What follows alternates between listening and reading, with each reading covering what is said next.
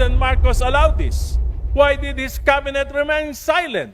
How could such massive diversions happen under his watch? Nakaupo po ako, tahimik ako, sinita ako ni Congressman Marcos. Inaatake mo ang aking ama. Kung may mali, kung may kasinungalingan, bakit hindi ako debatihin dito mismo sa plenaryo? Kinausap ako. Sinabi sa akin, Egay, ang tingin ng Malacanang, Sara Duterte ka.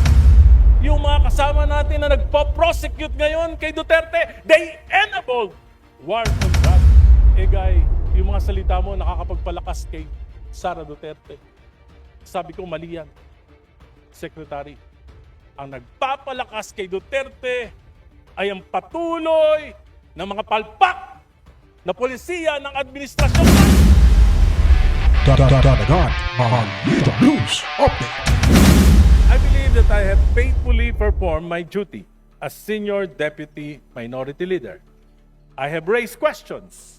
I have spoken the truth. I have offered well-meaning criticisms in the interest of accountability.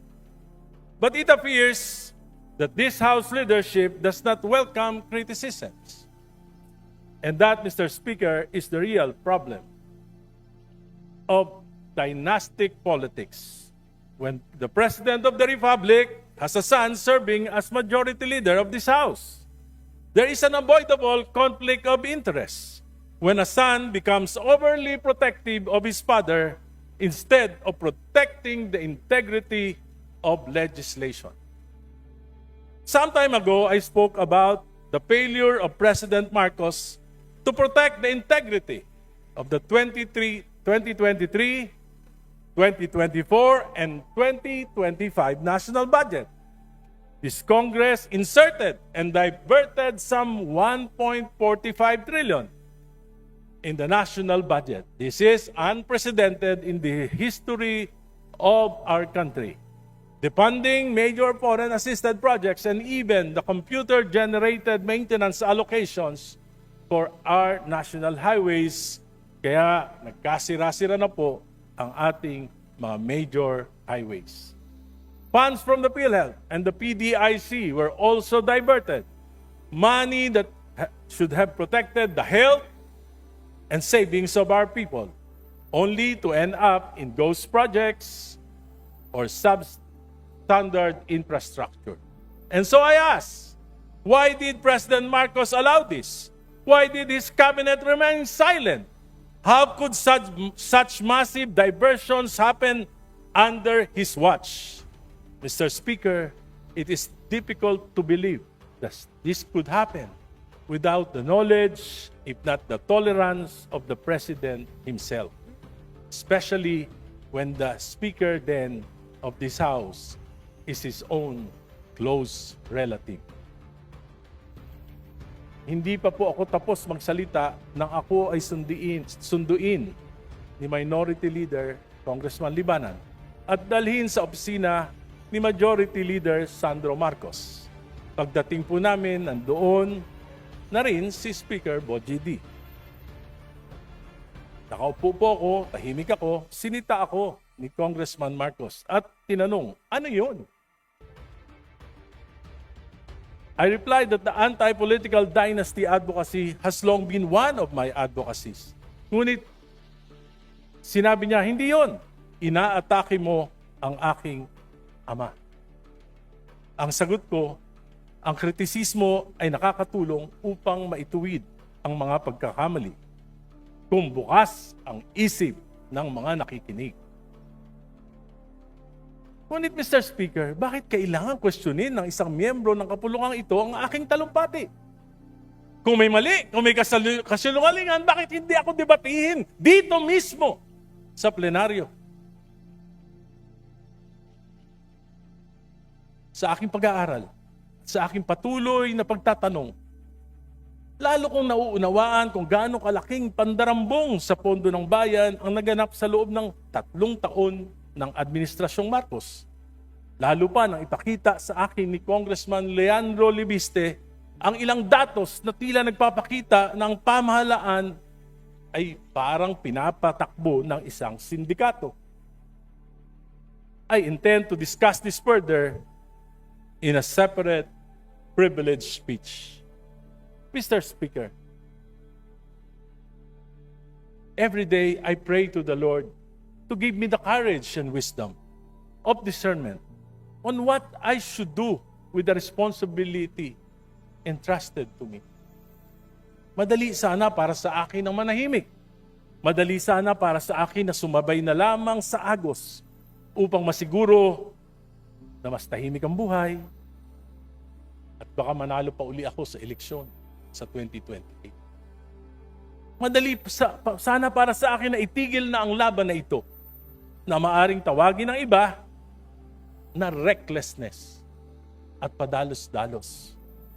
But there is a greater calling, something that I cannot ignore, no matter how inconvenient it may be for me and for my family, something that I cannot close my eyes. Just like when the Lord called Abraham and said, "Go from your country and your father's home to the land that I will show you." And Abraham followed without hesitation. He followed the Lord. Even the uncertainty is unimaginable because he trusted that the Lord would guide him and that he was doing something for God and for his fellow men. For me, what I'm doing is a bit risky. But that would already be an honorable life to live despite all my weaknesses. 2 weeks ago, may isang gabinete ang kinausap ako. Sinabi sa akin, Guy, ang tingin ng Malacanang, Sara Duterte ka. Sabi ko po, nung panahon ng mga Duterte, ako yung kauna-unahan na nagsalita laban sa war on drugs. Tinanggalan pa nga ako ang distrito ng aking pondo ng 1 taon. Pero sila, Presidente Marcos, they enabled Duterte. Si Speaker Romualdez, Majority Leader, he enabled the war on drugs. Yung mga kasama natin na nagpo-prosecute ngayon kay Duterte, they enabled war on drugs. Ako po, nakipaglaban. At hindi ko po nilalabanan ang dinastiya ng Marcos lamang. Nilalabanan ko rin ang dinastiya ng mga Duterte sapagkat alam ko na ang punot dulo ng korupsyon dito sa ating bansa ay ang pataba at ngayon mabubundat ng mga political dynasties.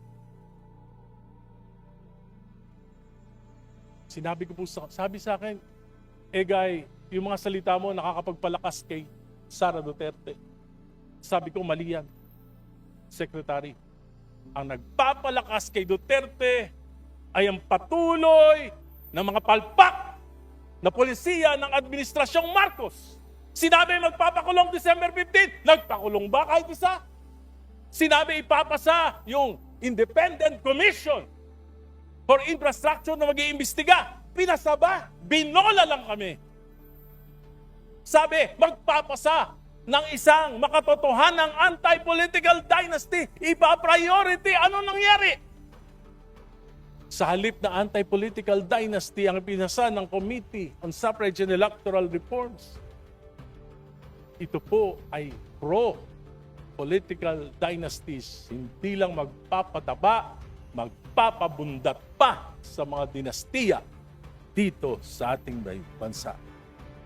Today, I bow out as Senior Deputy Minority Leader of this House.